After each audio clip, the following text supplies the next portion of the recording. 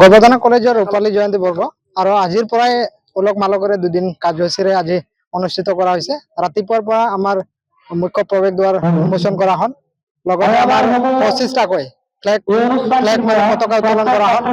যিসকল আমাৰ উদ্যোক্তা বা যিসকল প্ৰতিষ্ঠাপক আছিলে শ্বহীদ হল বা কিছুমান আমাৰ মাজত নাই, তেওঁলোকৰ স্মৃতি তৰ্পণ কৰা হ'ল। আৰু লগতে আমাৰ বৰ্তমান আমি দেখিবলৈ পাইছো ভোজনালয় আমাৰ উন্মোচন কৰা হ'ল। লগতে MCLA ডাঙৰীয়া আমাৰ যি অতিথিশালা উন্মোচন কৰিছে। খন্তেক পিছতে আমাৰ মঞ্চখন উদ্বোধন কৰিব BTR EM গৌতম দাস ডাঙৰীয়া। আৰু লগতে আমাৰ 1 ঘণ্টীয়া প্ৰগ্ৰাম ছাত্ৰ ছাত্ৰীৰ লগত এটা বাৰ্তালাপ হ'ব প্ৰাক্তন ছাত্ৰ ছাত্ৰী আৰু যিসকল বৰ্তমান ছাত্ৰ ছাত্ৰী আছে তেওঁলোকৰ লগত। আৰু লগতে আজিৰ এই দিনজোৰা কাৰ্যসূচীৰে সন্ধিয়া সাংস্কৃতিক সন্ধিয়া এটা আয়োজন কৰা হৈছে আৰু এনেকুৱা কাৰ্যসূচী পাৰ কৰিব। অহা কাইলৈ ৰাতিপুৱাৰ পৰা 10টা বজাত আমাৰ বাৰে বৰঙীয়া সাংস্কৃতিক শোভাযাত্ৰা আছে। আৰু শোভাযাত্ৰা উন্মোচন কৰাৰ কাৰণে আমি বৰপেটাৰ SP সুশান্ত বিশ্ব শৰ্মা ডাঙৰীয়াক নিমন্ত্ৰণ জনাইছো।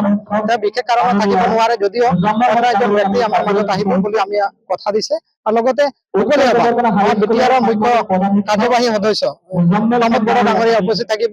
লগতে অসম কেবিনেটৰ মন্ত্ৰী ৰঞ্জিত কুমাৰ দাস ডাঙৰীয়া উপস্থিত থাকিব। লগতে বিভিন্ন EM মন্ত্ৰীসকল উপস্থিত থাকিব। আমি আশা কৰিছো আমাৰ ৰূপালী জয়ন্তী বৰ্ষৰ আৰম্ভ হৈছে আৰু এই হিচাপে কলেজখনৰ যি সুনাম আছে এই সুনাম গোটেই বিশ্বতে এটা বিয়পি পৰিব বুলি আমি আশা কৰিব পাৰো। বিগত 25 বছৰৰ যি স্মৃতি ৰমন্থন কৰিব এখন স্মৃতি গ্ৰন্থ ইয়াত উন্মোচন কৰিব। স্মৃতি গ্ৰন্থখনৰ জৰিয়তে কেনেধৰণে আগুৱাই নিব? হয়, আমি ক'ব পাৰো যে যোৱা 25 বছৰে যি প্ৰত্যাহ্বানৰ মাজেৰে আমাৰ কলেজখন স্থাপন কৰা হৈছিলে, সঁচাকে মই এজন নিজে প্ৰাক্তন ছাত্ৰ ইয়াৰে। আৰু এইটো হিচাপে মই গৌৰৱ অনুভৱ কৰিছো যে মই এনেকুৱা এটা পিছপৰা অঞ্চলত য'ত নেকি এটা শিক্ষা নগৰী হিচাপে এটা উঠাই আনিছে। আৰু যিসকল উদ্যোক্তা আছিলে তেওঁলোকৰ অশেষ কষ্টৰে আজি এই অনুষ্ঠানটো উঠিছে। আৰু আজি 25 বৰ্গত ভৰি দিয়াৰ পিছত বিভিন্নজনে বিভিন্ন কৰ্মসংস্থাত তেওঁলোকে নিয়োগ হৈছে।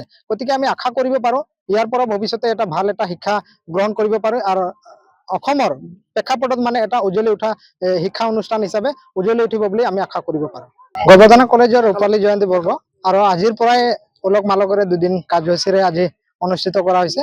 ৰাতিপুৱাৰ পৰা আমাৰ মুখ্য প্ৰৱেশদ্বাৰ উন্মোচন কৰা হ'ল। লগতে আমাৰ 25টাকৈ ফ্লেগ পতাকা উত্তোলন কৰা হ'ল। যিসকল আমাৰ উদ্যোক্তা বা যিসকল প্ৰতিষ্ঠাপক আছিলে শ্বহীদ হল বা কিছুমান আমাৰ মাজত নাই, তেওঁলোকৰ স্মৃতি তৰ্পণ কৰা হ'ল।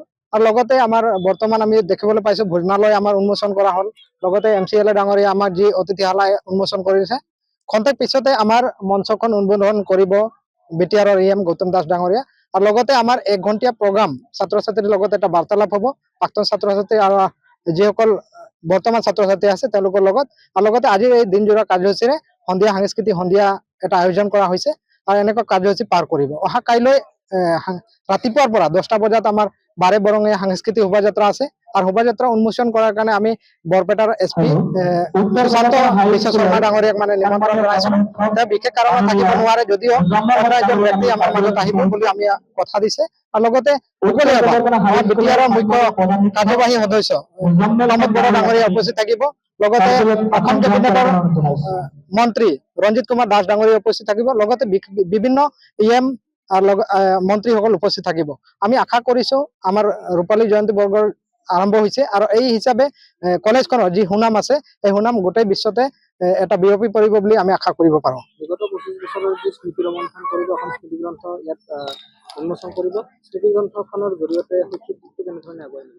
হয়, আমি ক'ব পাৰো যে যোৱা 25 বছৰে যি প্ৰত্যাহ্বানৰ মাজেৰে আমাৰ কলেজখন স্থাপন কৰা হৈছিলে, সঁচাকে মই এজন নিজে প্ৰাক্তন ছাত্ৰ ইয়াৰে। আৰু এইটো হিচাপে মই গৌৰৱ অনুভৱ কৰিছো যে মই এনেকুৱা এটা পিছপৰা অঞ্চলত য'ত নেকি এটা শিক্ষা নগৰী হিচাপে এটা উঠাই আনিছে। আৰু যিসকল উদ্যোক্তা আছিলে তেওঁলোকৰ অশেষ কষ্টৰে আজি এই অনুষ্ঠানটো উঠিছে। আৰু আজি 25 বৰ্গত ভৰি দিয়াৰ পিছত বিভিন্নজনে বিভিন্ন কৰ্মসংস্থাত তেওঁলোকে নিয়োগ হৈছে। গতিকে আমি আশা কৰিব পাৰো ইয়াৰ পৰা ভৱিষ্যতে এটা ভাল এটা শিক্ষা গ্ৰহণ কৰিব পাৰো আৰু অসমৰ প্ৰেক্ষাপটত এটা উজ্জ্বলি উঠা শিক্ষা অনুষ্ঠান হিচাপে উজ্জ্বলি উঠিব বুলি আমি আশা কৰিব পাৰো। যিকোনো খবৰৰ বাবে যোগাযোগ কৰক 7099017330 লগতে 7099017110 নম্বৰত।